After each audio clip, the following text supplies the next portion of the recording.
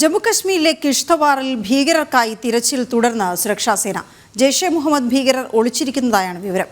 ഇന്നലെ 2 ഭീകരരെ വധിച്ചിരുന്നു. ഗൗതം അനന്തനാരായണൻ വിവരങ്ങൾ നൽകും. ഗൗതം, എങ്ങനെയാണ് ഈ തിരച്ചിൽ ഇന്ന് പുരോഗമിക്കുന്നത്?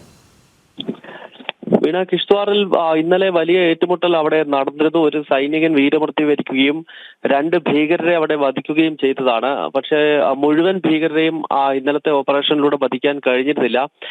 ഈ 2 ഭീകരരെ വധിച്ച ഘട്ടത്തിൽ തന്നെ ബാക്കിയുള്ളവർ അവിടെ നിന്നും ആ പ്രദേശത്ത് നിന്നും നീങ്ങുകയും മറ്റൊരു പോയിന്റിലേക്ക് മാറി ഒരു വീട്ടിൽ ഒളിച്ചിരിക്കുകയുമാണ്. അതിനാൽ ഇപ്പോഴും അവിടെ ഭീകര സാന്നിധ്യമുണ്ട് എന്ന് മനസ്സിലാക്കിയ സുരക്ഷാ സേന അവിടേക്ക് വീണ്ടും സെർച്ച് ഓപ്പറേഷൻ ഇന്ന് രാവിലെ മുതൽ ആരംഭിച്ചിരിക്കുകയാണ്. ഇനിയും 2 or 3 ഭീകരർ ശേഷിക്കുന്നുവെന്നാണ് ലഭ്യമാകുന്ന വിവരം. ഇന്നലെ കൊല്ലപ്പെട്ട ഭീകരിൽ നിന്നും വൻ ആയുധങ്ങൾ, സ്ഫോടക ശേഖരവും അതോടൊപ്പം തന്നെ AK-47 പോലുള്ള തോക്കുകളും ഒക്കെ കണ്ടെത്തിയിരുന്നു.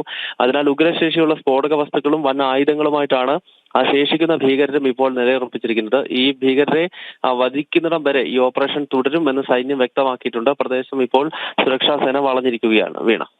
ഓക്കെ, ശരി ഗൗതം.